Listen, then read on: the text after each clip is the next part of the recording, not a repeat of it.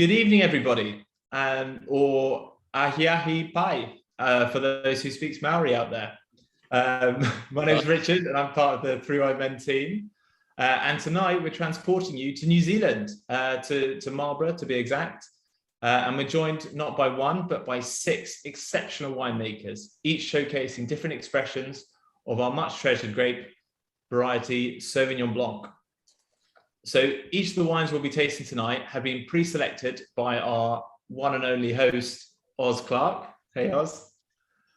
So Oz was given a good 30 or so, I think it was over 30, wasn't it? Grueling tasting you had to do, Oz, because you hate Sauvignon. One of the most pleasurable tastings in years.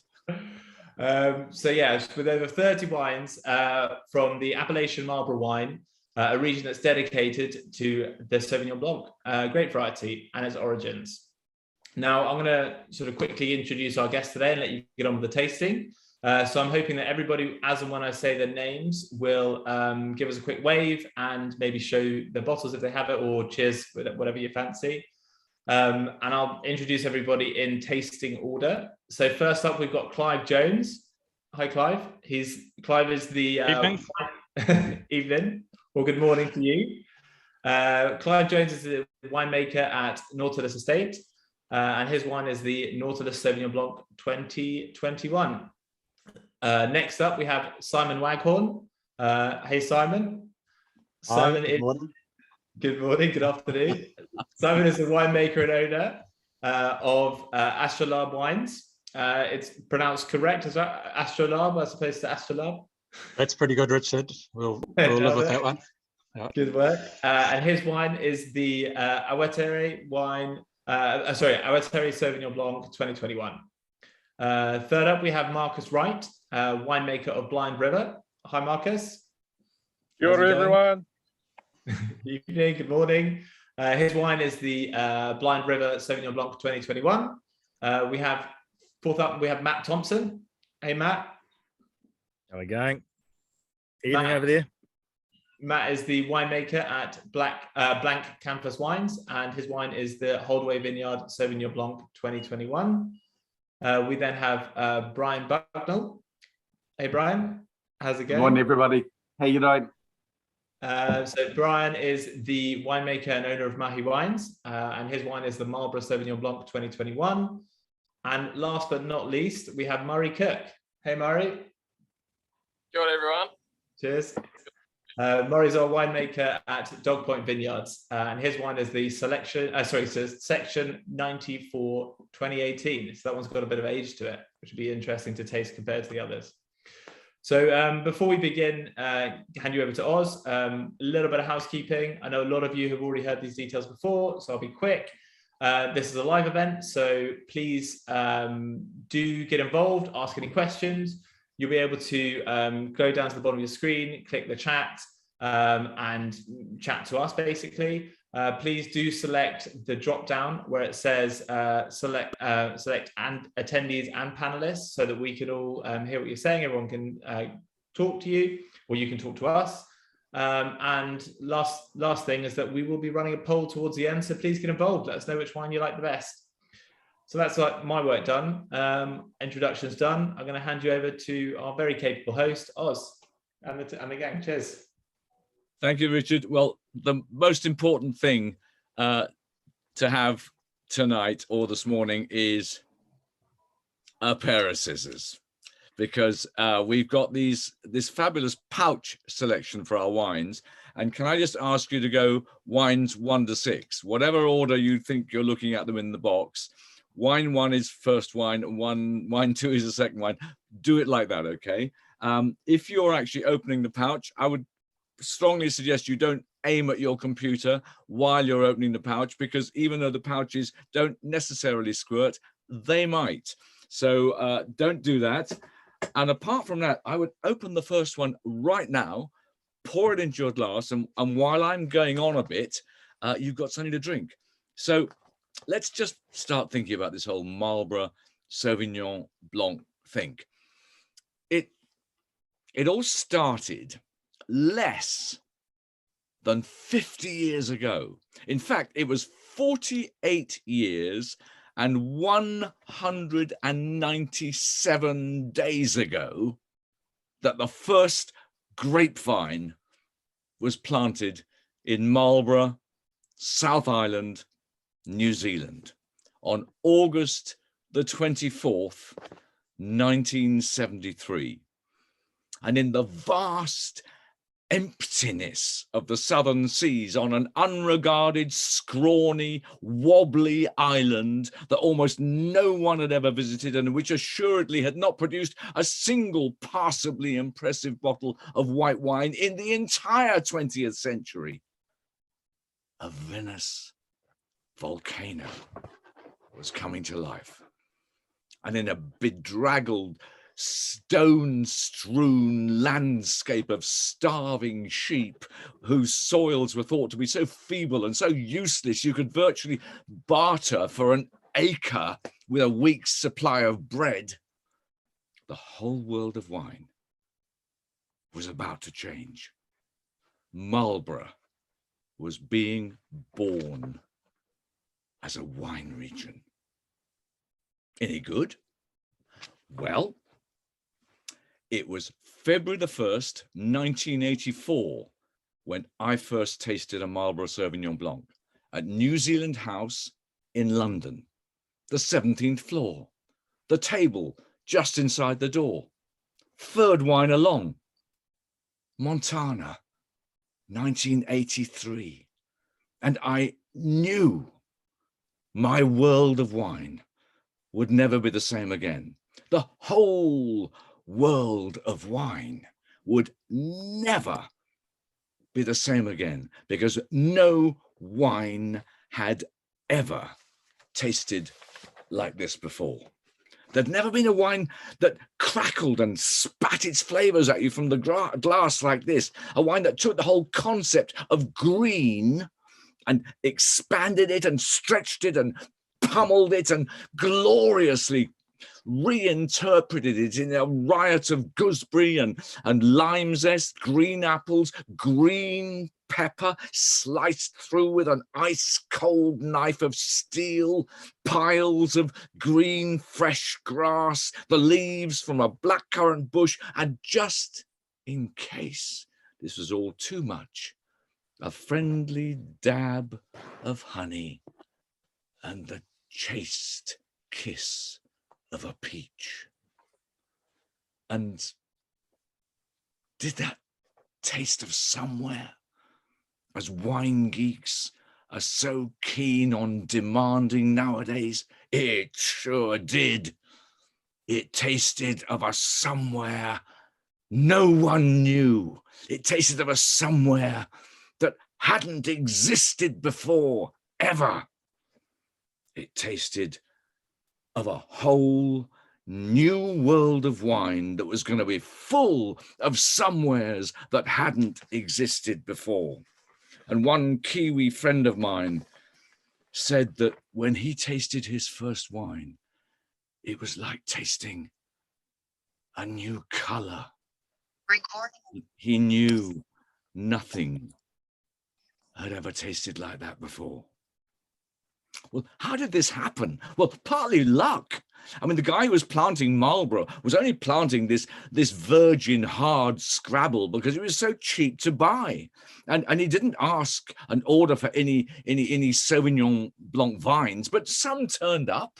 So he planted them along with his Muller Thurgau. And he'd probably never tasted a French Sauvignon Blanc, and they weren't very good anyway. And nor had his winemakers, who were basically food technologists from the dairy industry. All they knew was cleanliness and freshness. Wine wasn't very clean or very fresh in 1983. Well, they didn't know that. So they took this sharp, green, vivacious, super fresh juice and made it into a sharp, clean, green, vivacious, super fresh wine. You could almost say that the first white wine that was simply a damn good drink was this wine that those guys produced. A wine that was full of character, but was fun to drink. A classless wine in a world that was tiring of snobbery and class. Exactly. And when a Marlborough wine called Cloudy Bay won the title of best Sauvignon Blanc in the world with its first vintage, it's 1985, an entirely new great wine region was being born from a standing start of nothing. Because Marlborough is a great wine region. It's achieved worldwide fame in an incredibly short time. Led by Sauvignon Blanc, it has created a new, radical, popular, yet high-quality style of wine, which has been copied throughout the New World and the Old. And Marlborough has done this by having no rules except what will work and what will sell. So maybe it was inevitable as the region matured that people would begin to worry about Marlborough's integrity, about upholding its reputation around the world, about what people could reasonably expect to find in their bottle of Marlborough wine. I must say it's strange to see the words appellation, Marlborough, wine on the label, since Marlborough was so much in the vanguard of breaking down the restrictive practices and traditions of Europe. Yet at the heart of the European protective, defensive appellations, there is a genuine desire to uphold quality and authenticity and integrity. And if Marlborough can do this without all the venality and the self-interest that have plagued many European appellations, well, this will be one more example of Marlborough breaking the mold. And with that in mind, we've got a stellar bunch of winemakers gathered with us today. Well, I hope you've been getting moving on these Marlborough Sauvignon Blancs. I hope they're all open. I hope some of them are in your mouths. So let's get moving to start with the 2021 vintage. Now, the 2021 vintage is an absolute stunner. I think it could be the best vintage this century. And 5 out of our 6 wines are from this vintage, but they're all from different parts of Marlborough. They're all showing how changes in soil and in aspect of the sun and in attitudes and ambitions on the part of the winemaker. These all make for thrillingly different flavors. Some are expert blends, some are strictly single estate, some are even single vineyard, but they all shine with the excitement of Marlborough in a vintage like 2021. Now, I think we should start with Clive, my old friend Clive, Clyde Jones at Nautilus Winery. And frankly, I've known Clive almost as long as I've been coming to New Zealand.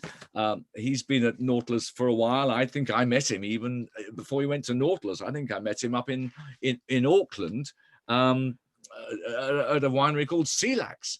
Yep, that'll be right, Oz. Is that right? It is right. Yes. Clive, what's this future? Are you heading for the moon or something? Are you one of the New Zealand astronauts? Yeah, well, I thought I'd give you the great perspective of life, or what life's going to be like in a few months' time. So I'm actually inside a wine tank, so it's reasonably safe at the moment. But within a month, there's going to be grapes raining down from above. So. We don't often think about the grapes perspective, so I thought I'd just give you a little insight into that.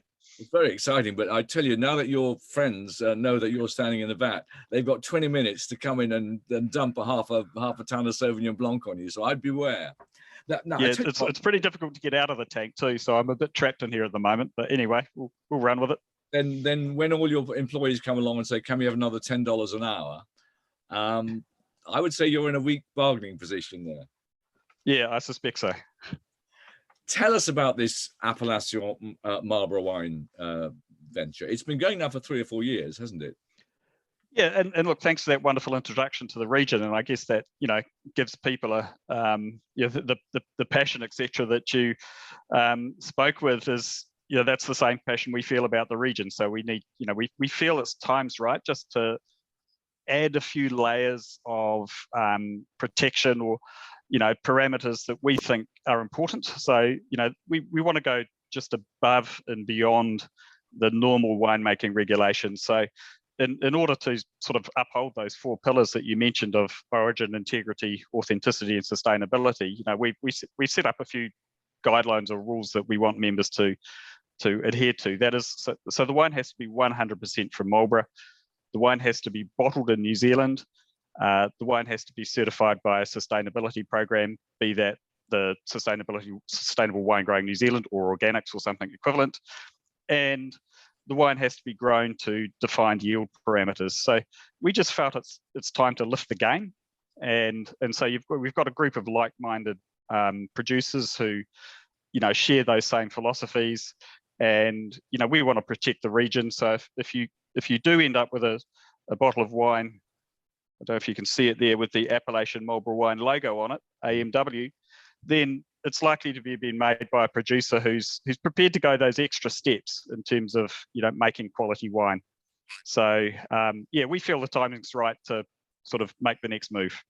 And so that means if a New Zealand Marlborough Sauvignon Blanc is bottled in Germany or in London, it won't have an AMW accreditation. Correct. Yeah. That's right. And again, the producers that Marlborough has been so successful that when something's successful, people want to jump on the bandwagon. So the producers that are involved with appellation Marlborough wine, their motivation's not about just making $1. We want to protect the region. We want to make top quality wine. We want to secure the future and protect the future of the region. Well, what kind of yield restrictions have you put on that then? Are they flexible given according to vintage conditions like they are in places like Champagne in France? Yeah, well, we want to be inclusive and we want to do, have some degree of flexibility. So the guidelines given out every year, and then it can change if it needs to.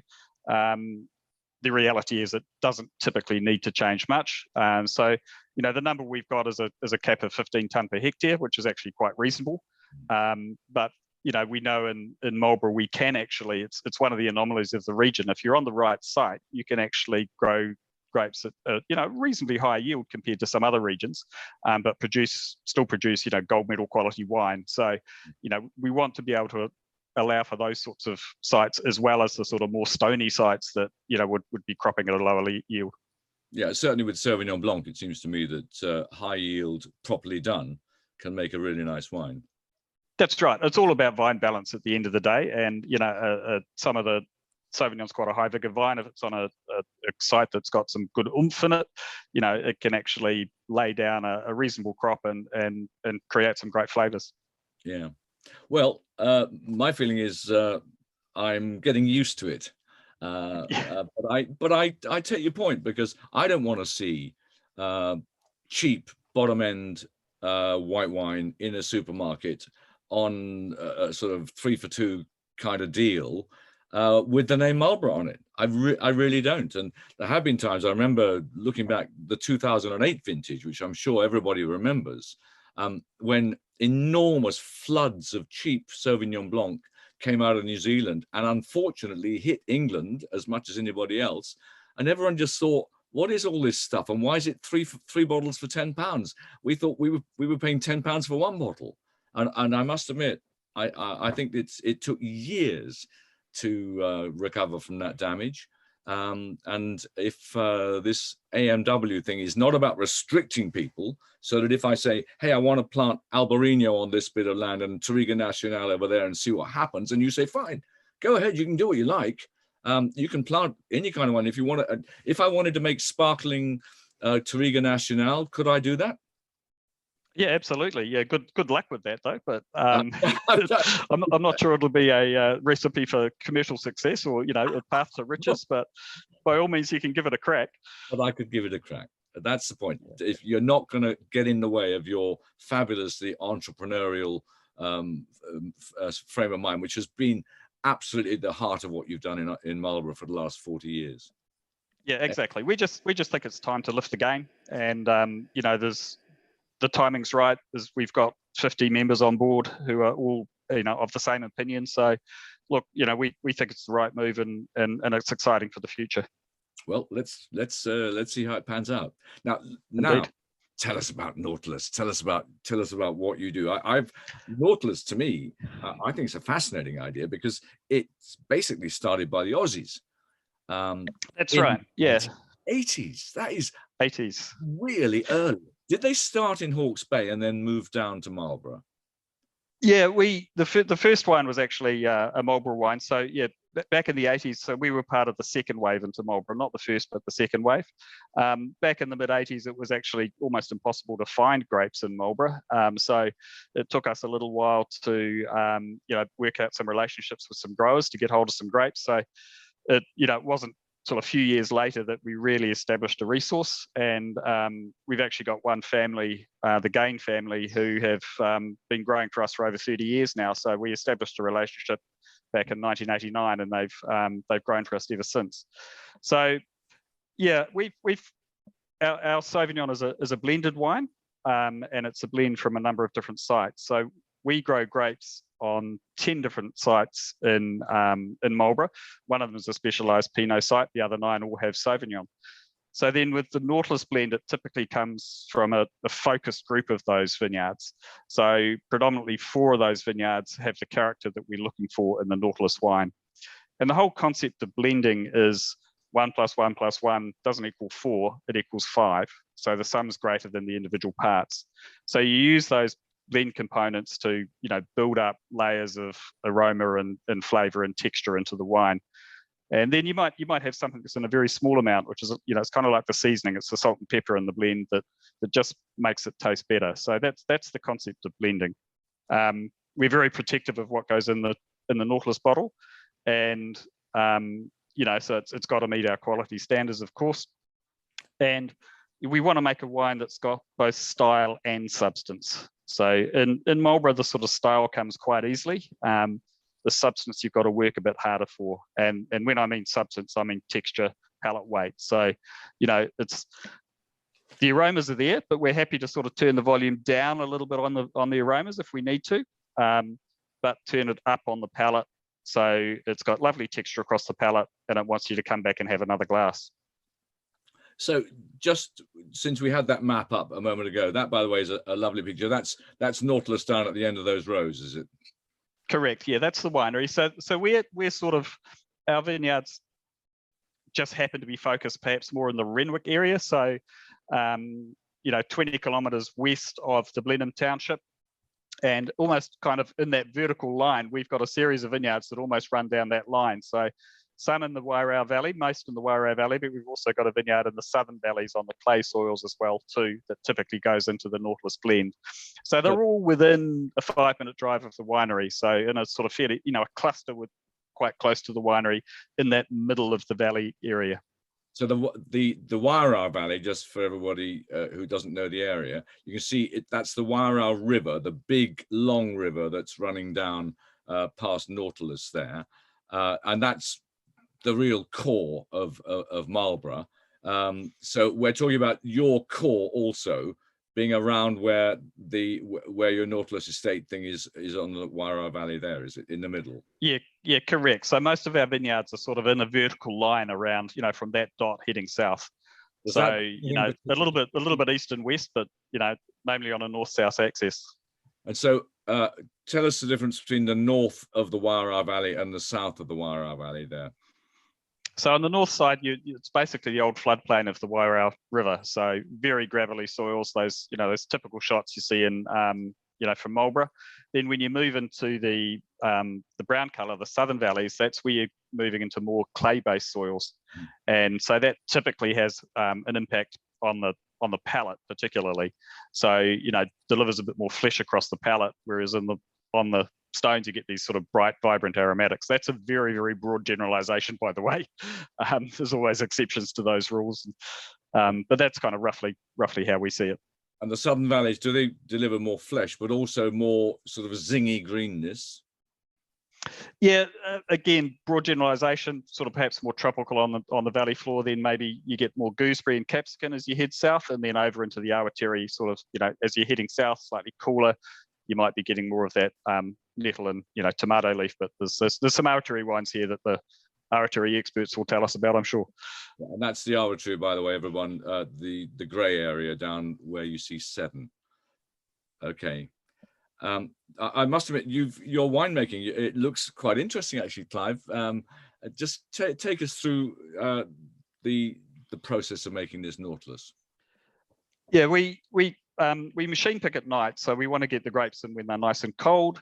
It's a fairly simple winemaking process. Most of it's tank fermented with an aromatic yeast, but we're always playing around with things on the side. So, you know, we do a little bit of Sauvignon into barrel, but in this blend, it's really almost a subliminal part. It's the salt and pepper. It's not the the main dish. And we actually even fermented some grapes in this one of these Pinot tanks, an open top fermenter on skins.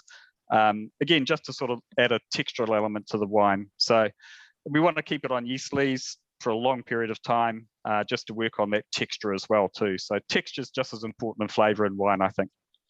And have you used a little bit of non-Saccharomyces yeast in this wine?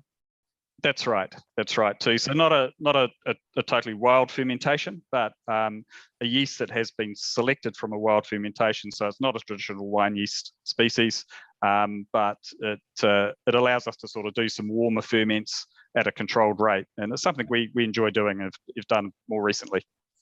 Well, I must admit, I think it's quite possibly the best Nautilus I can remember. I think you made a fantastic job of it, and I love the fact that it's got greenness to it. It's as though 2021 is that vintage when people began to be proud of the greenness as well, and greenness in all its natural glory, all those beautiful ripe but green things, and yours has got mint leaf in it, and it's got things which actually, interesting enough, the mintiness goes with a richness. Then maybe this is your middle valley origin work, because I found a savoriness like sort of guava or papaya, and then something wonderfully rich like chunks of pineapple, just a fleeting moment of that. And I must admit, it was green but mellow, and it had a slightly chewy edge, which several of these wines have, which I thought was delicious. It just made it even more appetizing. So I think that's an absolutely smashing wine, Clive. I hope you get out of that tank before lunchtime. If not, we'll order some takeaway for you. Excellent. American Pizza House will throw some stuff at you. It's lovely to see you, mate. Let's move on. Don't go away. Thanks, Os. Let's have a mouthful of this excellent Nautilus, and then move on to Simon Waghorn, who I hope is going to appear in a moment with his beard and his moustache. Simon is the guy in charge of hello, Simon. Hello, Oz. I've been calling your wine Astrolabe for the last 20 years. I'm now told it's called Astrolabe, which is absolutely fine. So I'm going to pour some of your wine straight out now, and everyone should do the same. Number 2, which is Astrolabe or Astrolabe. Simon's the guy who's made it. And Simon introduced me to the south, the far south, because Marlborough is the Wairau Valley, which in a way is the northern part of Marlborough. And then there's the south part of Marlborough, which is the Awatere Valley. On the map, it was the grey bit, but it goes on further south. You can actually see, and Simon has driven me down further south there, down past Ward, down past the Ure River, down to Kekarengu, right down to the Clarence Valley. And all of those places, he's shown me fruit and wines, which is a thrilling with their intensity and their coolness. And I think that southern area is going to be tremendously important with climate change in either acting as a seasoning, as Clive was talking about for his sort of central Waro styles, or as a fabulous new style in itself. Is that so, Simon?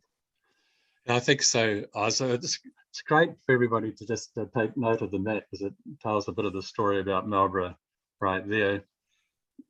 People need to know that, you know, the latitude we're at in Marlborough is not dissimilar to the latitude of Madrid. So we're not really a long way south. We're a great growing area because we're surrounded by sea, and there's nothing between us and the Antarctic. So we get a few cool winds up the coast, but essentially New Zealand, and in particular Marlborough, is driven by that temperate kind of climate you get from the tempering nature of the surrounding sea. And nowhere in New Zealand is far from the sea. And Marlborough is a special place. It's got to be the best place for a winemaker to work in the world. And if you can't make good wine here, then you're really in the wrong job. It's the things that really drive Marlborough are the topography. We're in the middle of the sea. That's the overarching feature. It gives us a long growing season and accumulate all that lovely flavour. But you can see on the map, there's the topography is showing up there. All the craggy looking mountains. We have the spine of mountains called the Southern Alps running down the length of the South Island from the northeast to the southwest. That shelters us from the prevailing roaring 40 winds that come from the direction of Australia. Those winds tend to pick up moisture off the Tasman Sea. When they hit the high Alps on the west coast of New Zealand, all that moisture is dropped out as the air currents are forced over the mountains. They measure rainfall there in meters. Over our way, we have this dry, turbocharged, high velocity wind we call the nor'west. Keeps the disease away, makes it an easy place for clean grapes to be grown. But also down near that Kekaringa area you're talking about, you can see some more mountain ranges. These are the inland and seaward Kaikoura mountains. They're very high.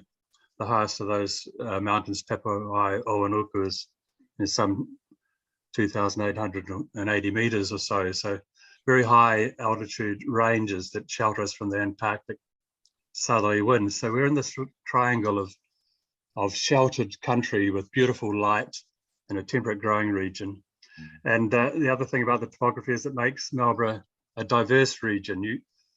The success of Marlborough as a wine, or Sauvignon Blanc as a wine, I think leads people to think it's a vast plain of, you know, everybody is churning out Sauvignon Blanc. It's all the same. It's all good. They can recognize it. Anyone can recognize it around the world. So the first instinct is to think it's all the same. But for those like you, Oz, who've been down to our part of the world, you know that the topography is incredibly varied. There's no bit of dirt the same as the bit next door.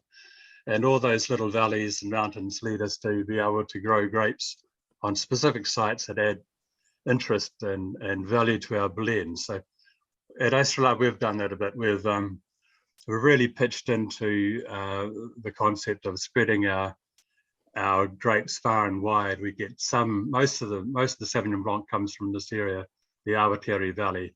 We get this magic little stuff down from the coastal Kekaringa region off the limestone. Limestone only comes in from Belt Ward down to here, where Brian will tell you a wee bit about that vineyard. But you know, up here we have vines on the clays and some here on this heavy soil. So our main blend is a combination of all that. But the wine that we're looking at today really is just honing down on what that valley presents as a snapshot of one of the particular parts of Marlborough. So Marlborough's not all the same. If you do a judging in the wine shows here and line up 120 Sauvignons on a table, you'll see that they reflect both where the fruit is sourced and the styles of the winemakers. And they're as varied, multifaceted as any range of fine wines for any fine wine region in the world. So we need to tell that story. And part of us telling that story, for us at Astrolabe, we make 4 different Marlborough Sauvignons. But telling the Awatere story just points out to people that we've got sub-regions that have great typicity. And I know you're a fan of the Awatere, Oz. It's an area which I think reminds people of those early days of Marlborough. It tends to be a bit more herbaceous, more driven by the methoxypyrazine characters. but the clay soils really add a lovely minerality and texture to the wines, even when they're dry. So the soils are different on the Awatere, are they, to the Wairoa? They are. They tend to be a lot of more clay base. There's still a lot of gravel and stuff in there. There's quite a thin layer of topsoil in a lot of it.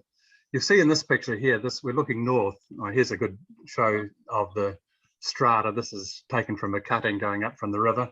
You can see there's only a really narrow band of topsoil, and we've got clays, we've got some gravels in there, sort of a papa mudstone sort of underlay. So it's, the river has changed course over the valley over the millennia and deposited different things there, but we're really working in this zone up here where there's a bit of topsoil over a bit of clay. So that's quite a different soil profile to the Wairoa Valley floor, and also different from our Kekaringi Street down on the limestone. If you go back to that previous shot, Richard, you could show maybe just the valley panorama. You'll see that you're looking north.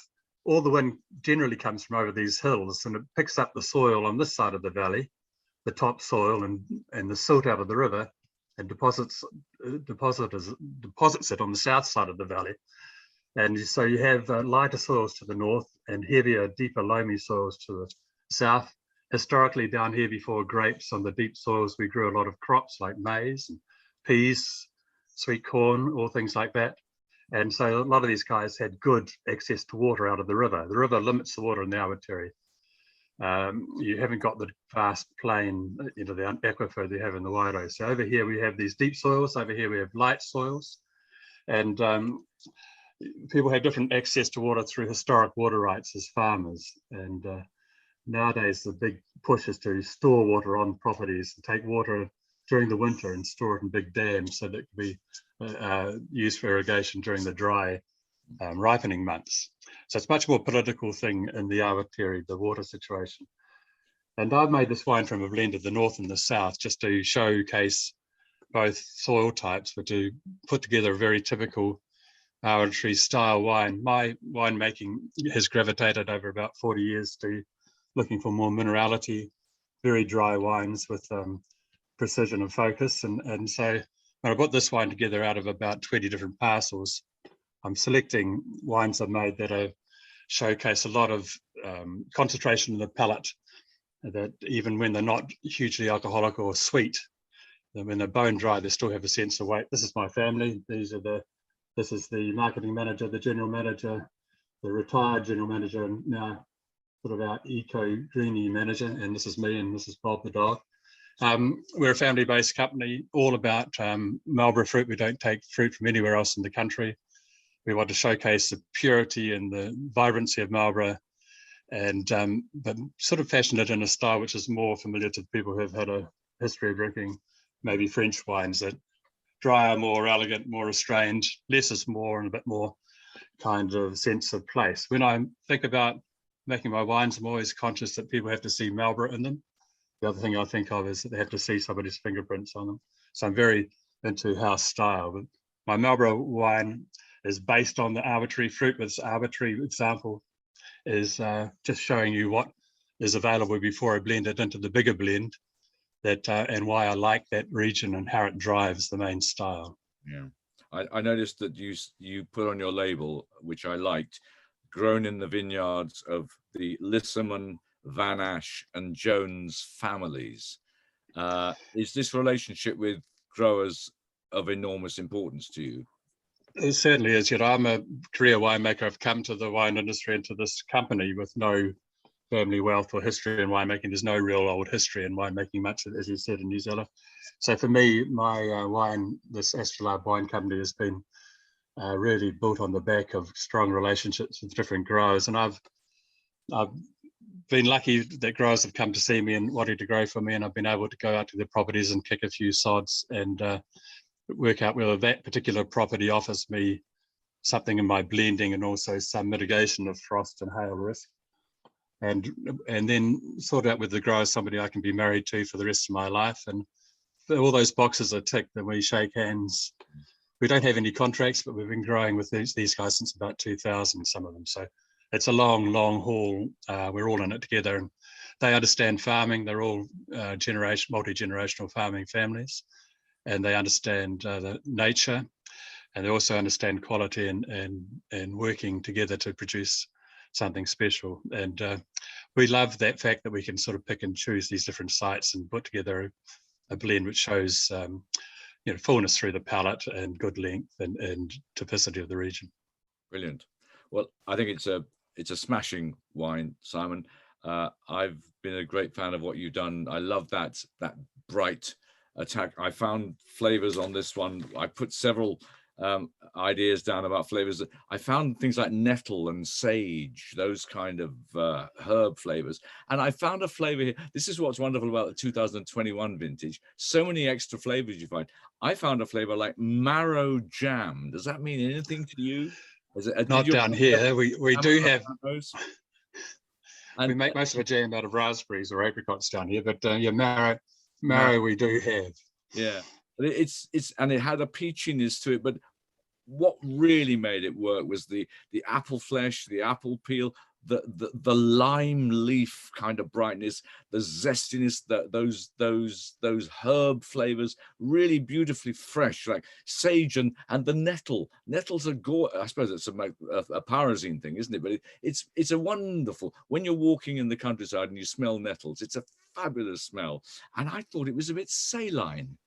Yes, I go for the salt. I look for saltiness in my wines, and you find, as I have found over the years, if you're looking for that salty sort of saline finish, the wine has to be pretty much bone dry. So yeah. I like to be able to offer a wine which is bone dry, it still has weight and fullness, and that comes from the clay soils and from the skins of the grapes. Yeah. We have to transport the grapes a bit further from the Awatere to the winery, so there is a wee bit of skin contact in the truck. Like Clive, we pick in the night when the grapes are cool and try and preserve all the freshness. And you do get a bit of that, but it's all about the sort of jalapeno or the nettle lift often comes from the northern side on the lighter soils, and the fuller, peachier stuff comes from the south side. Sometimes we get a lick of blackcurrant leaf, like if you're in the garden on a hot day and you brush past the blackcurrant bush, you get that very aromatic smell. Lime zest is another thing I look for. When I'm tasting, I'm always looking for slightly unripe white flesh nectarines. That's my marker.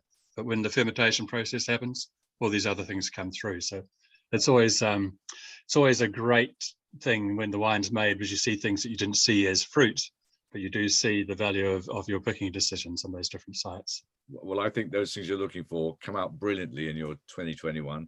And I think we should have a look at what Marcus has got now from Blind River, because that's another tremendous Awatere site, but different to Simon's.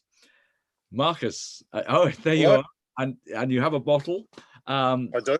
Welcome. Is it open? It's open. I'm glad to see that. It is open. This time of the morning in New Zealand, the chap needs a drink and gets one. I'll tell you what, Sauvignon Blanc isn't a bad breakfast wine, as it turns out, Oz. I would have thought it's a brilliant breakfast. Yeah. The only thing wrong with bright. Is where's the sunshine? I thought you were supposed to be the sunniest place in New Zealand. Yeah, well, most days. What's 2022 turning out like at the moment? Yeah, a little early to tell, but so far so good. We've got a good crop level, which perhaps we didn't have last year. It's been a pretty good summer. We've just had a little bit of rain this last weekend, but that's not uncommon. And things were looking very dry. So, yeah, so far so good. You'll be picking February or March? You never really know until you've got the wine in the tank. So, you know. But we're so far away from you, and we're banned from even visiting at the moment. So we really want to know what's happening, so that we can all become world experts for a second or two. Well, here's your wine, which is Blind River. Now, you're one of these guys who's been around. You were at Montana, I think, a long time ago. You were also in Chile. Where were you in Chile? I was in Central Valley, Carico, Molina, with Vineyard San Pedro. Oh, right. And that was a hell of an experience. Yeah. Kiwi winemaker Brett Jackson was the winemaker there at the time, and that's how I ended up there. And it was an experience. He's still in the Central Valley. He is. Yeah, he hasn't moved too far. Every time I see him, I say, "Are you using your factor 50?" Because he's got Irish skin like me. Yeah, that's right. You didn't go to France? Yes, I worked for a guy called Jacques Laton, and made some wine for him in the Loire for one of the UK supermarkets, and had a real blast. It was I mean, a totally different way of doing things. Yeah, but he's a wonderful guy, Jack, and he's a lovely. So you work with some top fellas, and then when you came back, and you've been at Lawson's now for what, 20 years? I have, yeah. So it made sense to me when I, coming back to New Zealand. Marlborough was Marlborough Sauvignon Blanc was then our world-class wine, as it is now. So I really had to come to Marlborough, and I was offered a job here at Lawson's Dry Hills. They were doing amazingly well at the time with Sauvignon Blanc, as we still are now. And so it was a no-brainer for me to come here. And I've had 20 vintages, so I've had 20 attempts at getting it right. And I'd like to think we're getting closer and closer every year. Well, Lawson's Dry Hills makes tremendous Wairow wine, but Blind River is a different thing altogether. Now, Blind River is 100% Awatere? Yes, single vineyard. When did you buy Blind River, and why did you buy it? We originally, for a few years, the Blind River label and vineyard was set up by a father and daughter team. And we ended up making their wine under contract for them. The father owned the vineyard, the daughter owned the wine brand. Dad decided that he wanted to sell the vineyard, and the daughter figured out, a wine brand, single vineyard wine brand with no vineyard wasn't going to be great. And we made them an offer and bought the pair. We absolutely jumped at it. We knew, having taken the fruit in for I think 3 years at that stage, we knew how amazing the site was. So we were thrilled to get our hands on it. Oh, is that the site there? It is. Yeah, it's absolutely beautiful block. Tell where it is precisely, because those are the kind of hills that we see so much in Marlborough, absolutely bleak and bleached, and there's wonderful rows of green. So the winery actually, the Lawson's Dry Hills winery is in the Wairow Valley.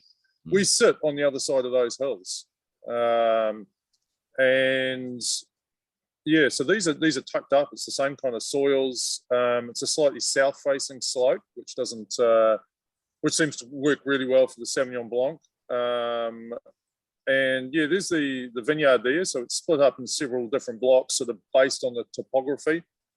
The 2021 that we're tasting here came predominantly from the blocks 5 and 6. So each of those blocks is harvested separately, fermented separately, and then we look at the end as to which we prefer. So it's a little blend out of this small vineyard.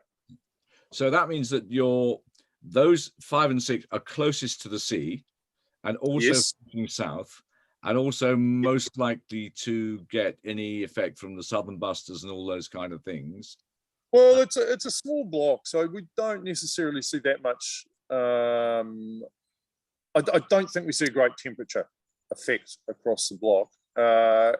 It's often around the pruning and timing of harvest. I think we see the greatest difference. So in 2021, these blocks were 2 and 3 cane prunes. The standard for Marlborough is 4 cane, so we're just trying to keep that crop level a little lower. This block, surprisingly, is one of the first blocks we harvest, which is unusual in the Awatere. We tend to get it really nice and ripe. And yeah, I mean, I'd like to say we're doing magical things in the winery, but we're just trying to get things right in the vineyard and safely put the wine in the bottle, really, and express what we get from that beautiful vineyard site.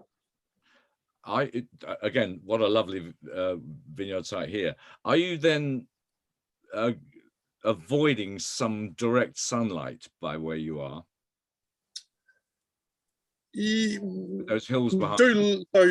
So the vines are what we call VSP pruned, so they're upright. We can strip the vines from around the fruit to expose the fruit, but we tend to with most of our varieties these days is be fairly moderate with the leaf plucking. So we want a little bit of sun on there. Mostly we want good wind flow to reduce disease. Yeah, we're moderate in crop level. We're moderate in fruit exposure.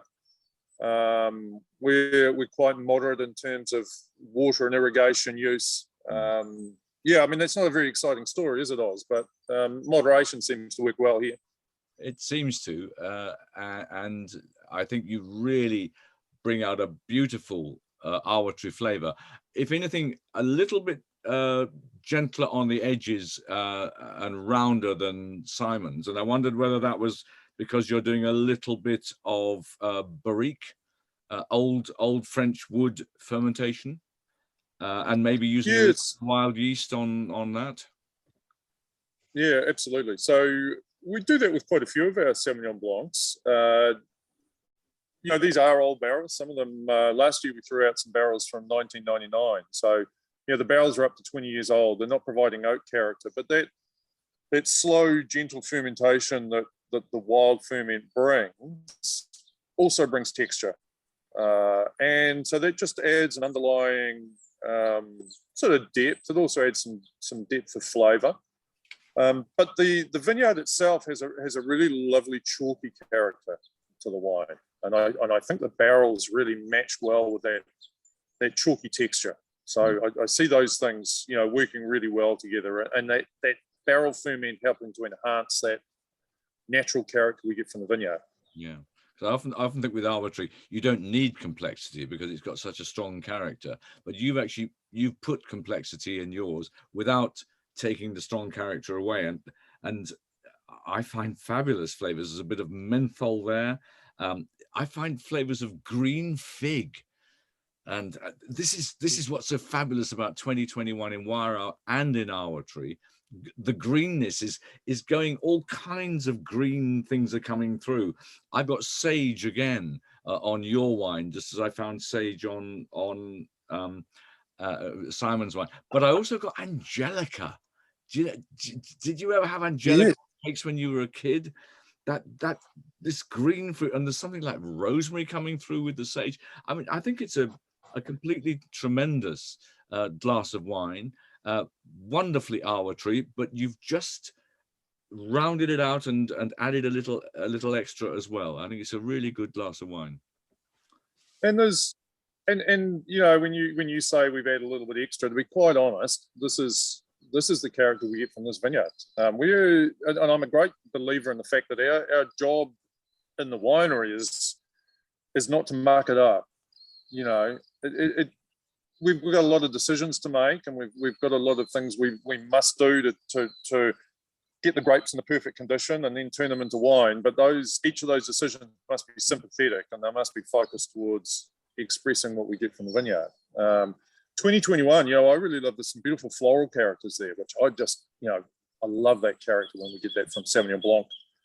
And Simon, or you mentioned saline with his wine, and I really get a nice saline character on the finish. But I actually love there's a chalky texture, a little saline, and we think of Marlborough Sauvignon Blanc as being this thing that leaps out of the glass, and look, unashamedly we want to have that, but texture,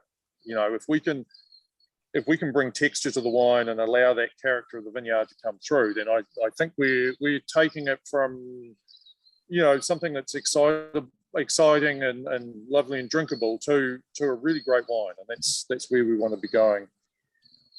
It seems to become very natural to you and to Simon. I didn't realize that Lawson's used to make the wine for Kaikoura Wine Company, and that must yes, we did many years ago. And Ross Lawson actually started that. But used to, even up on the hill there, it got a lot of salt spray, which used to, it was quite high in the air, but still it got whipped by the ocean.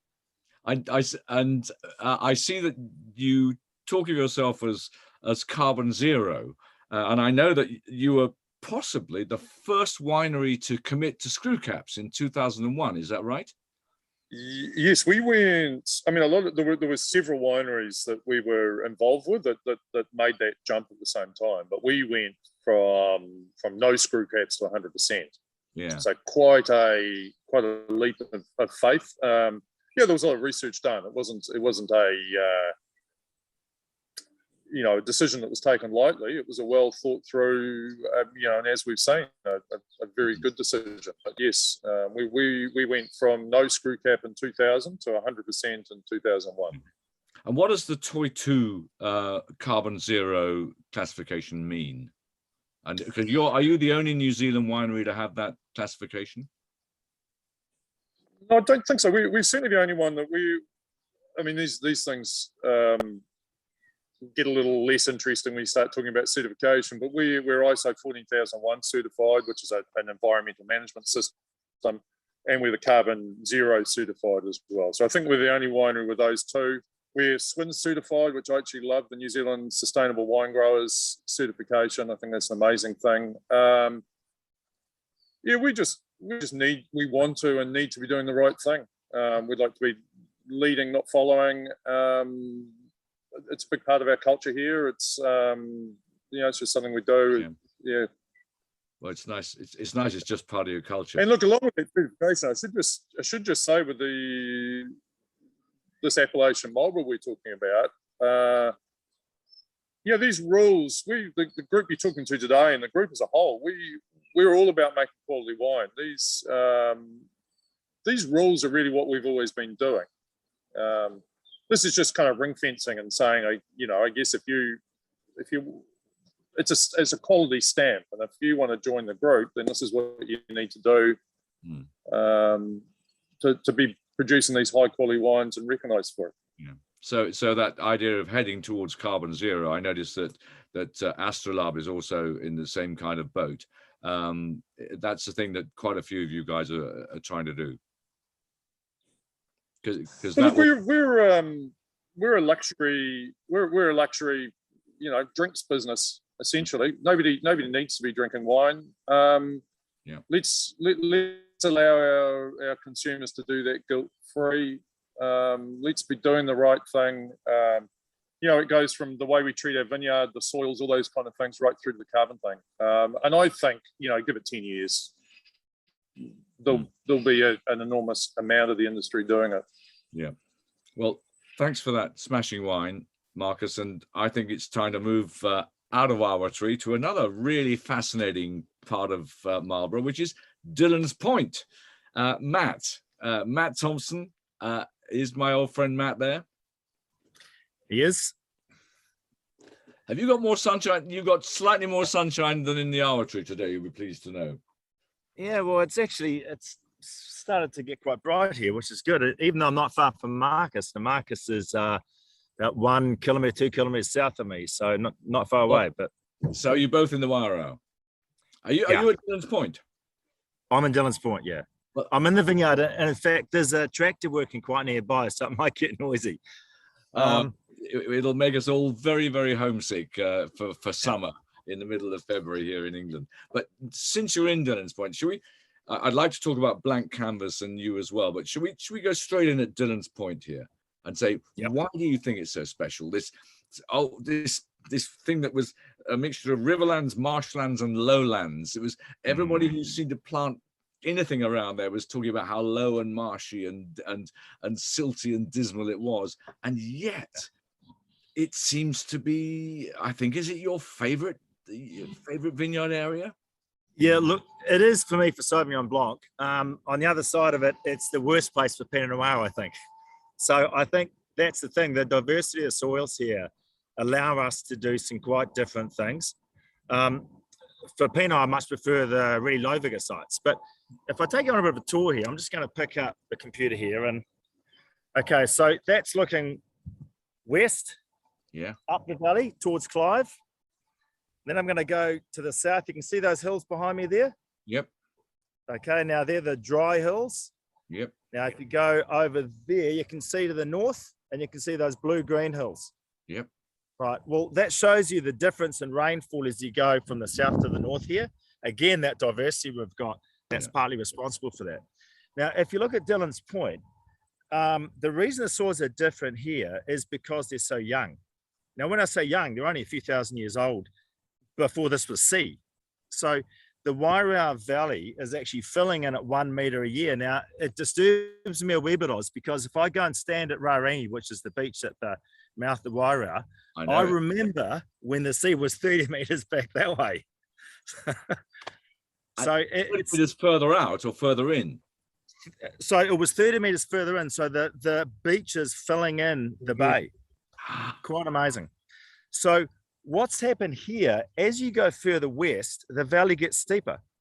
Now, this is a floodplain. So the Wairau was formed by this braided river, washing gravels. Now, if you think about it, as the water flows fast, it doesn't drop light silts. It'll drop gravels because they're heavier. As you get to here, just where Blenheim is actually, just slightly to the west of Blenheim, it flattens out. And if you're on a bike, you notice this. So when those floodwaters become slower, they start to drop the silts. So that's why down here, you've got these thick deposits of Wairau silts on top of sand from the beach.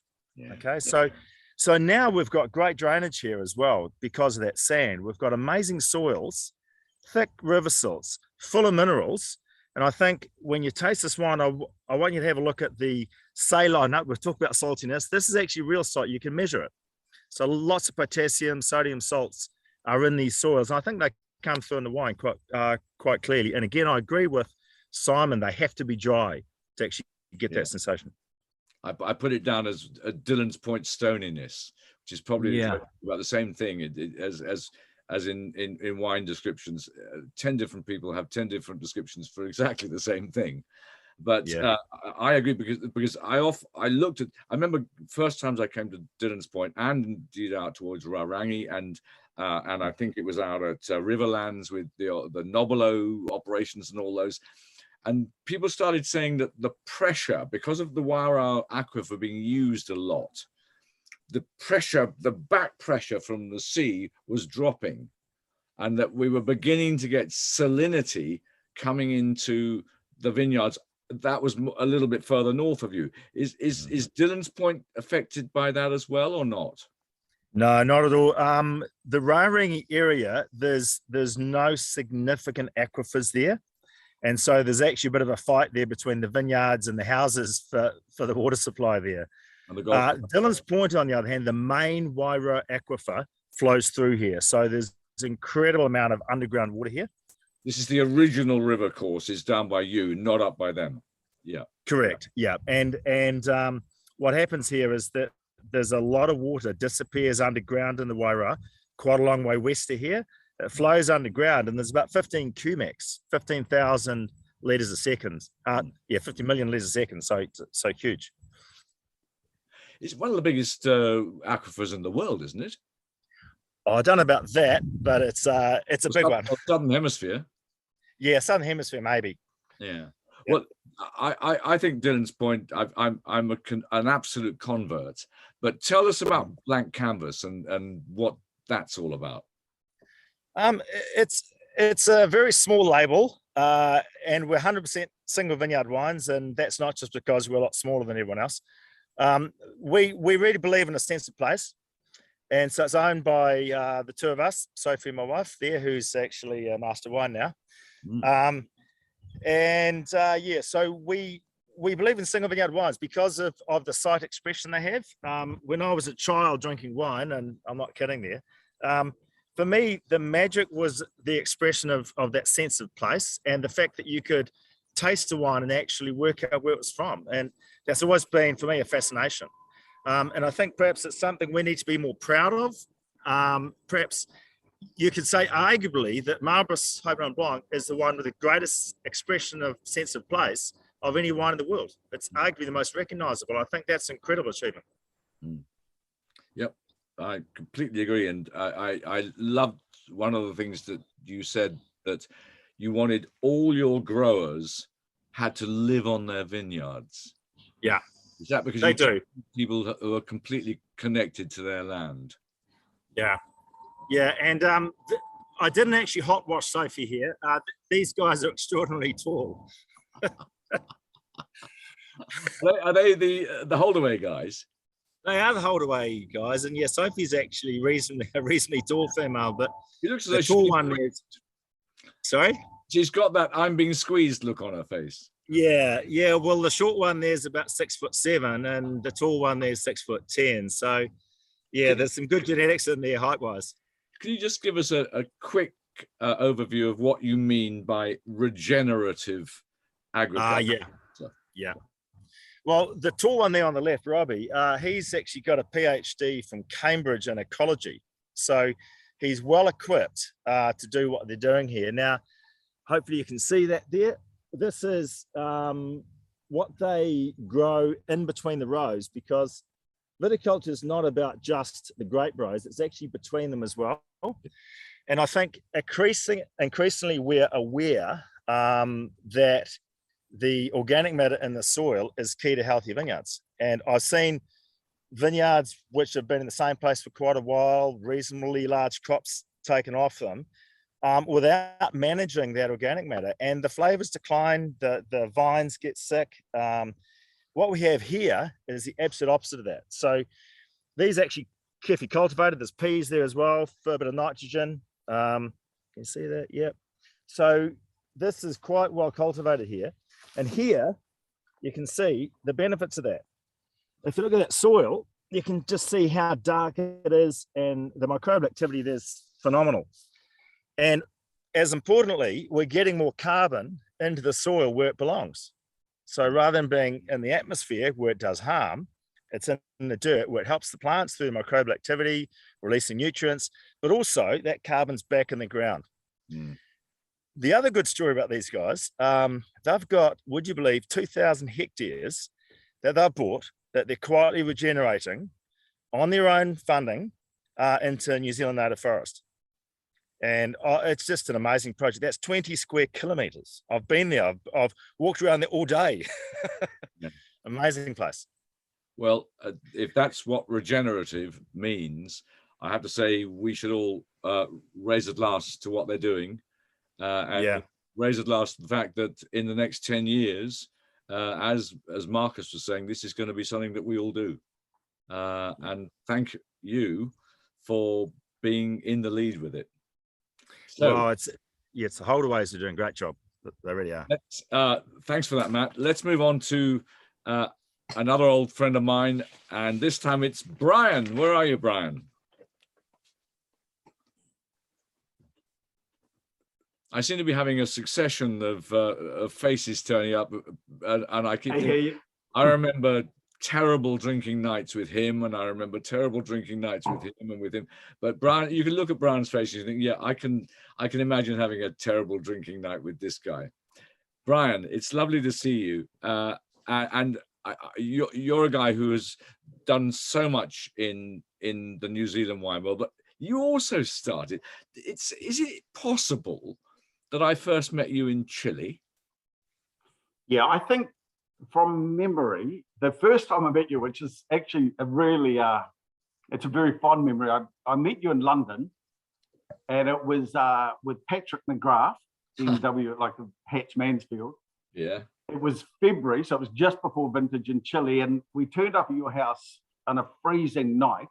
Oh God! And it was a magical thing for me because you opened the door naked, except for a small towel around your waist, and you said, "Look, we're running late for dinner. Go down to the kitchen."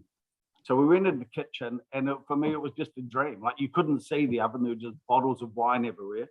And you said just open something. So yeah, I think we met there and then at a number of places. So it's a fond memory. I only hope that we opened at least 12 bottles, because when people come to my place, they expect to open at least 6. And with you, it was great. It was lovely. It was brilliant. Yeah. Oh well. Here's to that memory.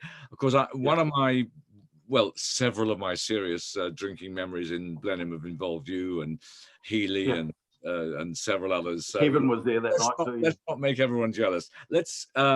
let's talk about what you're doing at Mahi, because you made a great reputation in several places. Hungary, you made wine in Hungary. Yeah, that was great. I was just thinking about it. It was nearly 30 years ago now, so 93. And I was working for Kim Milne. And it was a project then you could do. You don't see it as much now. So I was a flying winemaker. So I was taken over to Hungary, a great place, which I love, still love. I was actually speaking Hungarian 2 weeks ago. It was Joe Babbage passed away. So I was up at his funeral, and his wife, Judy, was Hungarian, and she gave me Hungarian lessons in 93 before I went over. So I loved my time there, and then in France, obviously, and then Chile in particular, working for Eduardo at Awatere, which I loved, and then consulting afterwards. So yeah, it's been nice. But now I've been back here since 96. It's been brilliant. And you made a great reputation at Saracen. But you started Mahi, did you, while you were working with Saracen? We started in 2000.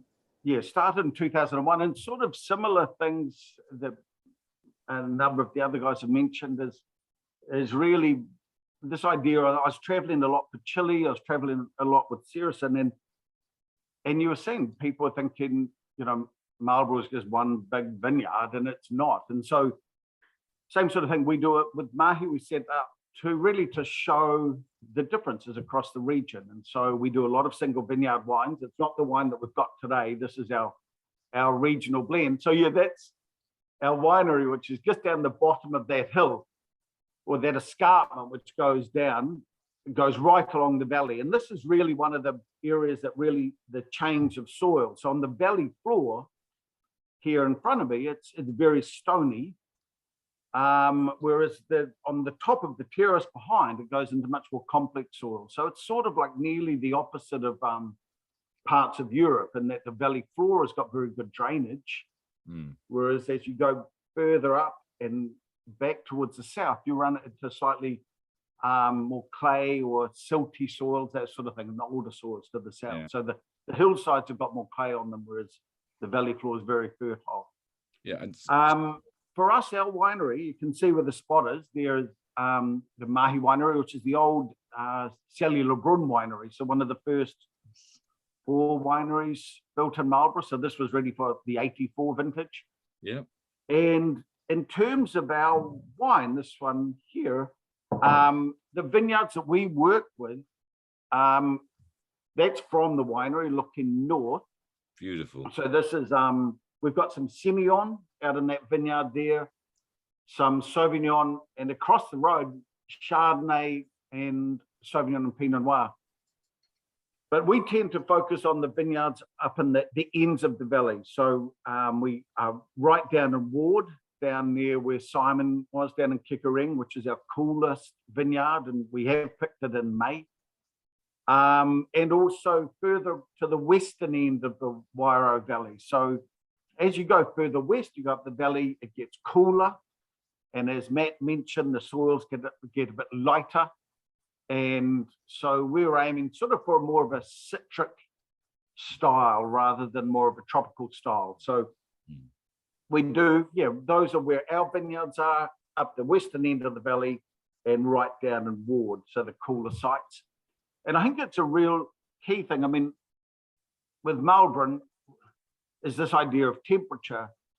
So I've compared probably 6 regions. Well, I have compared 6 regions around the world, and a lot of vintages I work in Sancerre at Jean-Max Roger. And I think the distinctive thing about Marlborough is, and I'm not saying it's the best for everything or anything like that, it's just what makes it distinctive, and it is a distinctive area, is that we have a very low mean temperature of our warmest months. So our warmest months are quite cool, but we have a long ripening period, so over 10 degrees Celsius, because it's quite weird. Well, I mean, we're 2 degrees cooler than Burgundy, and in Burgundy, you ripen Chardonnay and Pinot Noir, whereas Marlborough, we can ripen Sauvignon as long as it's not overcropped, even though we're cool. And it's this idea of in a longer period over 10 degrees Celsius, so we can ripen those later varieties but retain the fruit character.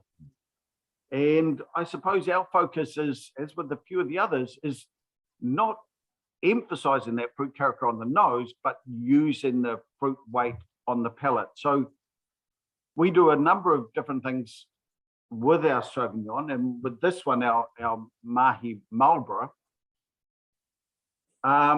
Really, yeah, it's our most complicated wine that we make. And so for this one, as we said, we use a little bit of Semillon. What is it? What is that? I've really found it helps with length. I think Sauvignon's got good weight in the mid palate, and Semillon, which we find slightly higher acidity, and we find it quite good for length. About 30% of it is fermented with indigenous yeast, or the yeast from the vineyard. And I think, one of the great things about being old is that I've been doing wild yeast or indigenous yeast ferment since 1992. Joe Babbage allowed us to do it there. And we've really never had a problem in a lot of different countries. It's slower. So if you want to bottle early, indigenous yeast ferments probably aren't that good, but we like what it does. And texture is the word that's been coming up a lot. And, I think that comes through with these wines. And it's what we're looking for, is weight and interest on the palate rather than just fruit on the nose. And with indigenous yeast, we know instead of just one yeast doing the ferment, you get a succession of about 6 different yeasts. And the good group led by Fleet in Adelaide has shown that these other yeasts produce different enzymes, which just makes the wine more complex. So 30% wild, we do about 20% barrique ferment, just sort of more older barrels, as Marcus mentioned. We leave it on lees. And for us, sort of everything in our mahi is based around the fact that when I'm dying, I want to be drinking shit hot white Burgundy, right? So something that's, and good ones for me, are subtle on the front with a nice long palate. So for our wines, for mahi wines, we don't use any press wine. So we just use the free run. So just as you press in the grapes, we use the first slide, because as you press it harder, you press potassium out and the wines become soapy on the back palate. So we just use press, and the same with what other guys are saying, like we don't leave any sugar. We just want that dryness, that elegance, and also no protein finding. It's all good for vegans and vegetarians and that sort of thing. So it takes us 2 weeks just on this is our tasting table at the winery, and 2 weeks for about 2 hours every morning. We sit down, there's 4 of us. Nick comes in, and this is over last vintage, and the 2021 vintage, as a few have mentioned, amazing, quite a low cropping level. But every day we go through and taste through all of our Pinot tanks, our ferments, just to see, sitting on skins, do we press them off, how they're looking. And so this is our vintage team from last year, which is quite an interesting one, because obviously normally, we get about 500 winemakers from different countries apply to work for vintage. Now with COVID, and we just choose 5, with COVID, that hasn't been happening. But so we had quite a few more New Zealanders the last vintage. This year we're a bit international coming up, but this is our team tasting through. That's Phoebe on the left, who's winemaker here.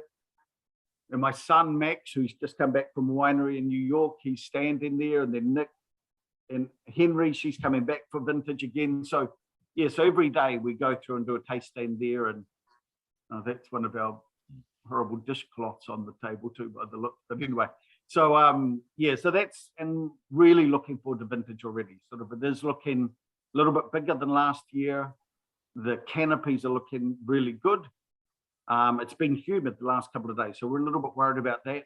But we're about 3 or 4 weeks out. So Sauvignon's just going through Braison now, and so hopefully that humidity won't be too big an effect. But the 21 vintage that we've been focusing on, was a stunner. I mean, we've been really lucky. I mean, COVID was tough. The 20 vintage, but was very nice.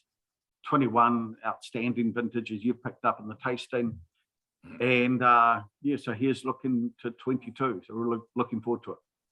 Well, I must admit, I think you've done a fantastic job on it, Brian. And what I love is that you've taken fruit from way up the valley. you've got the core of it in that area around just in the middle of the valley, and you've also taken a lovely sort of jalapeno pepper seasoning from Ward, which must be one of the more extreme vineyards closest to the sea down in Awatere. And I think this is a fantastic wine you've made. So well, Ward, to be fair, Ward is through the Awatere, then through Blind River, and it's out the other side. So it's interesting. We're working with Matt and Sophie and Simon and a couple of other people looking at this idea of getting a good, idea of the naming of the different areas, so that it's very clear for people from the outside. So it's an interesting area. So very diverse, and that's what I think's come through with these wines today.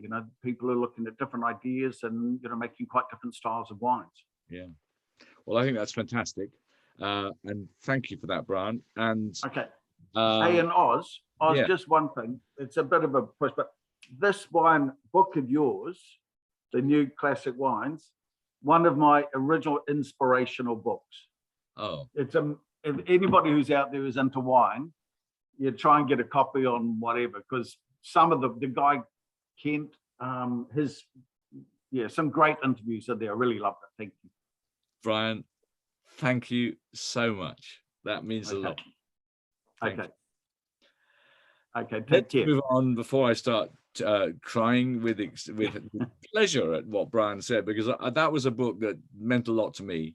And it was brilliant. I felt a great welling up desire to write that book, thinking the world is changing. Someone's got to tell the world. And as I said, every single wine book I'd ever read put France at the beginning, yes, and then Italy and Spain and Germany and all the rest. And right at the back there was the rest of the world. And I thought this book is going to put Australia and California and New Zealand and all those places. They're all at the beginning, and France is going to have to go at the back and take its turn. We're always right at the back. Brilliant. Thank you. Murray, let's talk to Murray, because Murray is the winemaker at Dog Point, and Dog Point was a vineyard that I discovered with an old drinking partner of mine and Brian's, James Healy, smashing fella who Murray worked with for years. But Dog Point has made a tremendous reputation for itself in the last 20 years. And Murray, you've worked with James for a long time, and now you're the boss winemaker there. Can you just tell us how you got into wine? You're an Australian, aren't you? I am, yeah. Originally from the other side of the Tasman, but New Zealand's been home for a long time now, more than half my life. So in fact, Marlborough is where I've lived for the longest in my life. So how did you get into wine? What got you going?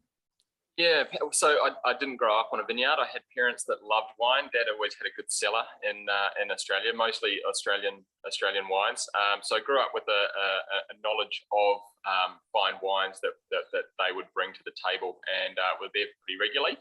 And both parents loved gardening, so I actually got into wine thinking I'd get into viticulture during my studies, and so ventured forth into that, and just started working it and loved it, and there was no looking back. So went and studied winemaking and viticulture, and here I am. So yeah, nearly 20 years on. And you worked in Champagne and worked in Burgundy. Where did you work there? Yeah, I was at the Champagne de Vaux in the south of Champagne, and then I was at Bernard-Moreau in Chassagne-Montrachet. Oh, very nice. Yeah. 2006. Yeah, so I still keep in touch with those guys. But yeah, this has been a great time here at Dog Point as well. The last 8 or so years I've been here now, working with James. I guess with the guys, they weren't spring chickens when they started Dog Point. They'd been at Cloudy Bay for a long time before that. They had all the vineyards here, and so decided in 2002 they'd start Dog Point. So they still had their day jobs. So it's the couples there, James and Wendy on the left, and Marg and Ive on the right. And yeah, so ventured forth and started to make their own wine while they still had their day jobs at Cloudy Bay. And in 2004, built the first stage of the winery here. So it's actually in the first first 2 years, Section 94 was the only Sauvignon produced at Dog Point. It was the Section 94, the Chardonnay and the Pinot Noir. So heavily focused on that style of wine. James, I think, was probably a real maverick in the industry, playing around with barrel ferment, with wild yeast back in the early 90s with creating Tecoco. And so when Dog Point started, it was a clear, obvious wine that they'd be making. And Section 94, I guess, based off that vineyard. So Section 94 is the name of the original survey title. It's at the mouth of the Brancott Valley, and in fact, it's right next door to the first planting in '73 that you were talking about at the start of your presentation here. So yeah, it's right at the mouth of the Brancott Valley. It's planted in '92, that one. So they, Ivan and Marg bought the property here in '91. They planted their first vineyard in '79, just across the road where their house is on Dog Point Road. But that image there just overlooks the Brancott Valley. So you've got Section 94. There's a middle section right on the left-hand side there. And on the right-hand side of that fence and driveway there, you can see that's the original, was Montana Vineyard. It's now Brancott Vineyard. Okay. So Yeah, I think people need reminding that Ivan is probably the greatest viticulturalist in New Zealand, and one of the most important vineyard people in the world. He has done an astonishing amount of work to create what the South Island has, and so to have his actual vineyard to work with means you are working with the best. And I also think that people often forget that James Healy was the nuts and bolts winemaker who created, and I remember he was always going off and doing other stuff like barrel fermented Gewürztraminers and God knows what. I don't even know whether the guys in charge of Cloudy Bay knew what he was doing half the time, but a lot of that astonishing originality came through James. So I think that it's wonderful that they came together to create this Dog Point Vineyard, and I think it's fantastic that you are now taking the mantle on, because I think it's a brilliant mantle to take on. So can you tell us, looking at Section 94, which is probably the leading example of this style of wine in New Zealand, can you take us through how you make it? Absolutely, yeah. So it's kept really simple in terms of the vineyard. The focus is there. So low cropping is where it all starts. The vineyard's been certified organic for the last 10 years as well. So that's another key component to it. I sort of reiterate a lot of the points that have been mentioned by Matt and Marcus as well. The focus is all on vineyard. It's on soil. It's on promoting sustainability for the future. We are very young industry here. You mentioned 50 years. I think that's still pretty young in world terms. But basically, it's hand harvested from that one block. So it is a single vineyard wine, even though we don't really promote it as a single vineyard selection. It is its own character based on that winemaking philosophy behind it. So it's all about the texture, the power, the structure, coming from long, slow aging in old barrels. So it's hand-picked. For Dog Point, we're 100% hand-picked. It's pressed gently into barrel, like Brian, not looking to create too much phenolic tension in there. We're looking really for purity, elegance, and line through the palate, and that comes from that gentle pressing. And then it's spending 18 months in barrel, under which time it ferments, and it could go through some of the, those cloudier barrels with lots more solids in there will be going through really rapidly within the first couple of weeks of harvest. Others will take more than a year to finish fermenting. In fact, at the moment, the 2021 is still fizzing away, still going through and doing its thing, the odd last gram of sugar. So it does need to be dry. It is a wine that has, real weight and power and texture from that 18 months in barrel in old wood. So just, I guess the wood, it is in barrel, but we're not looking for that oak impact. There's the odd new barrel in there, but it's purely to replace those 20-year-old barrels that are falling apart, more than it is about imparting oak into the wine. I just find that fruit from Marlborough, which can be quite exuberant, and that oak, which can be quite strong, they just clash a bit. So it's more about the marriage of fermenting in a barrel and creating that texture from that long, slow evolution and contact with the leaves. So there's no racking or stirring. When you've got 18 months, you've got a long time to build up that texture and weight in the wine. You don't need to enhance it by stirring. So yeah, it's generally left to its own devices, just topped and aged for 18 months before bottling. One of the things I think you do brilliantly well with this is you take that sulfidic reduction line, but it doesn't dominate. Some of the other people who try to do this, it's all reduction, and you just think, I'm not sure I can drink this. But with yours, it's a savory quality, which is always wrapped around a lovely richness of fruit. Is there anything particular about that? Are you using some wild yeasts or all wild yeasts, for instance? Or are we talking about the fact that you've got one of the great mature Sauvignon Blanc vineyards in New Zealand with one of the best guys running it? all of the above helps for sure. I mean, you can't do this without decent grapes. So that reduction is, for me, all about treating that fine line. I think some of the great wines are those wines that are, on a knife edge of acceptability. Too far, if you can get that balance right, I think you're sort of on the right track. And it is a bit of a gamble. It's an unknown. You sort of have to feel the vintage and see how much disease pressure there's been on the vineyard throughout the growing season to know how much solids to include come harvest time after pressing. So once it goes into the tank, we've pressed the tank and settled for about 24 hours. Back in the earlier days, the guys used to just put it straight into barrel with full solids. And there were a couple of years where that reduction was quite overpowering. And, Section 94 is not for, every Sauvignon Blanc drinker in the world. We know that, but it's for people that do follow that wine. So for that reason, we don't label it Sauvignon Blanc on the front label. It's purely known as Section 94 to give that chance to explain it's a barrel fermented. It is with wild yeast. It's 100% with wild. So yeah, I mean, I think if you can get that balance of reduction, that's always going to be part of that wine style, but keep it in check enough that it doesn't overpower the wine. So how do you do this? In a year like 2018, a really difficult year, you got an organic vineyard, and how did that cope? And B, what were the kind of lees like? How did you make such a wonderfully pure wine in such a difficult year? Yeah, so it was really challenging early on. So January, February, we had half our annual rainfall that fell right before harvest. So it was pretty untimely for Pinot Noir. It was really challenging for Pinot.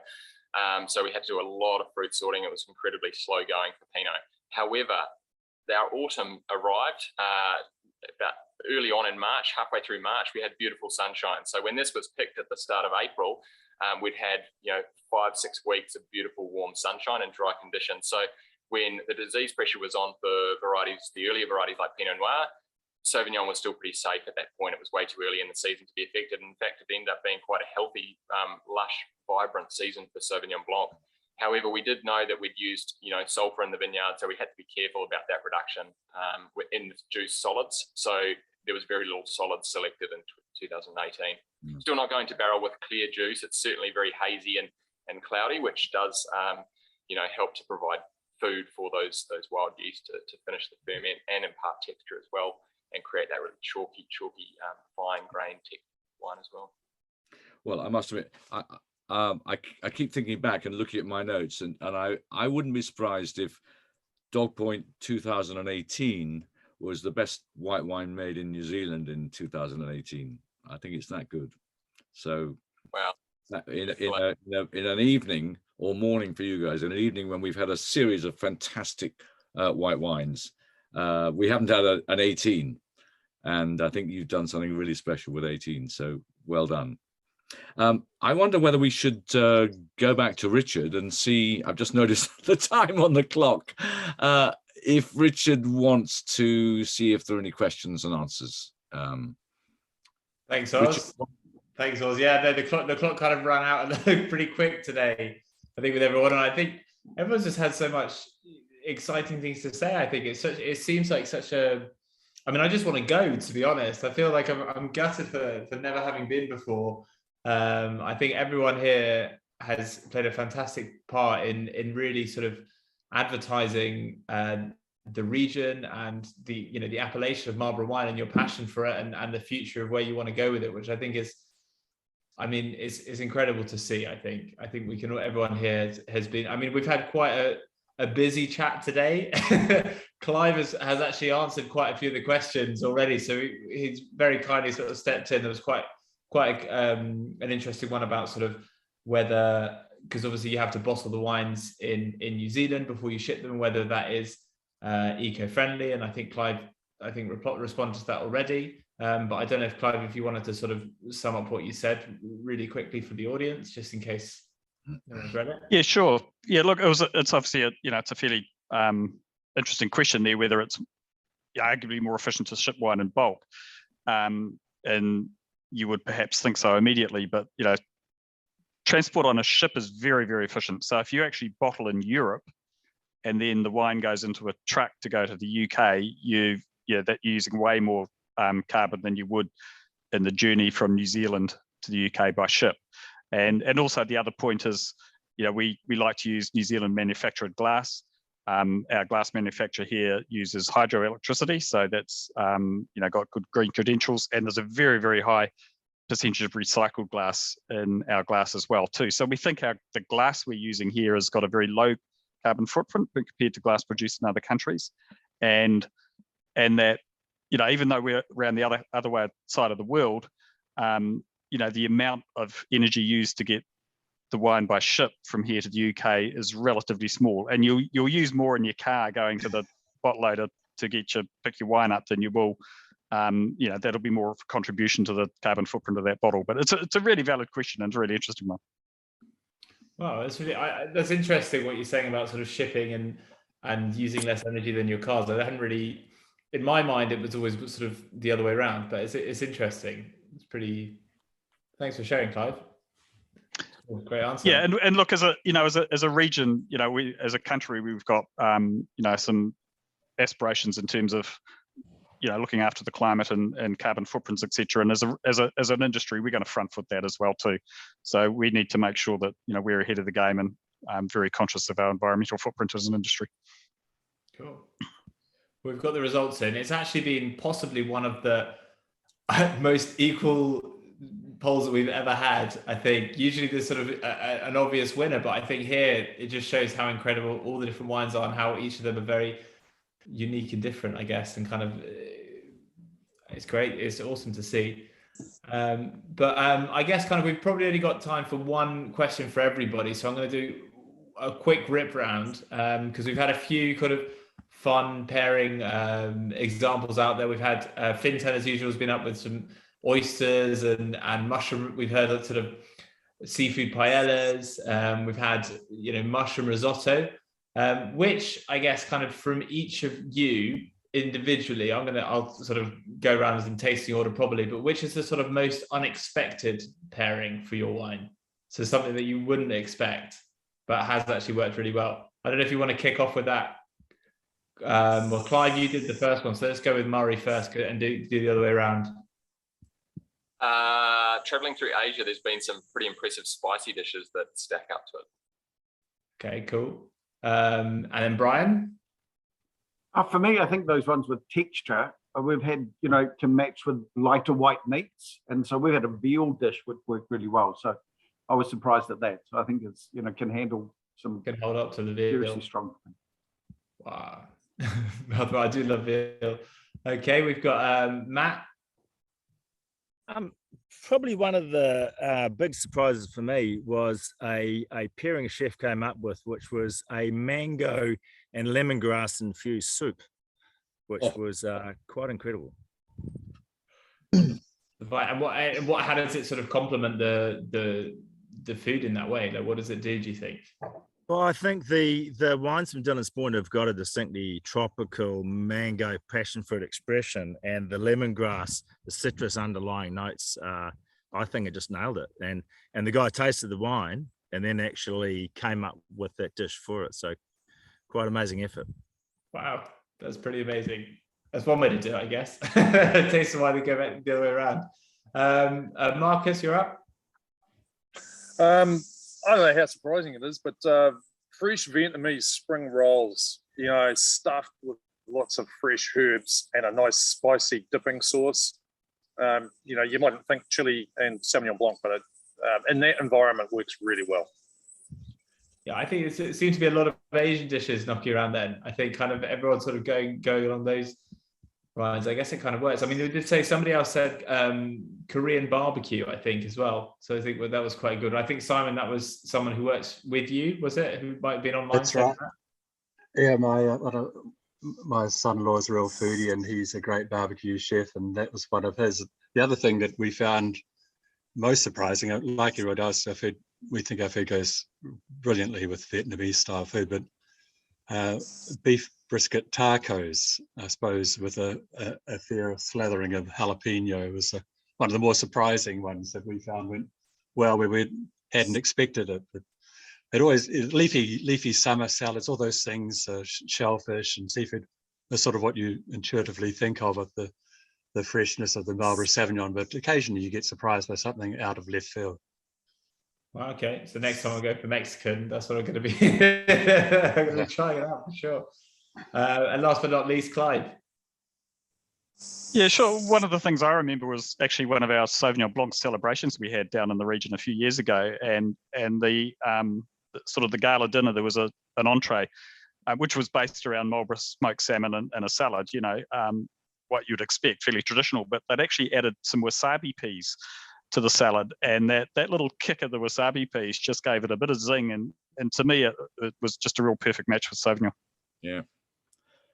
I think it's because I guess kind of Asian cuisine is usually something that is difficult to pair with wine, isn't it? And I think it's quite interesting for other wines. You know, you wouldn't do a sort of Cab Sauvignon. I mean, you might do, but Oz might differ completely. But it's interesting that everyone sort of said that, I think. I would entirely agree about all those spices that were mentioned. 2021 in particular can really cope. But can I just mention how I think New Zealand Sauvignon is best drunk? As a card carrying Irishman, I think it's best drunk watching Ireland playing New Zealand at rugby. Yeah. Yes. Good man. Yeah, good All right, call. well, we'll see it for the World Cup next year then. Yeah, Move on. it may not happen twice, but it happened once. Cool. Well, look, thank you, everybody, for joining us this evening. All of our, we've got 2 different time zones, possibly more, but they're very different time zones. So nice. Have a wonderful rest of your day, team. Thank you very much for joining us, all of our guests. Huge thanks to Oz, as always, with his impeccable timekeeping. we're only an hour longer than usual, which is great. And a huge thank you to Appellation Marlborough Wine. Without you, we wouldn't be here. So we're really happy that you sort of got involved, and it's great to be able to present, what you're doing and the future of Marlborough, I guess, as well. So thanks, everybody. Really appreciate it, and wonderful evenings and wonderful days. Have a wonderful vintage. Thank you. Okay, thank you. Cheers. Cheers. Take care. Yeah. Bye. Bye.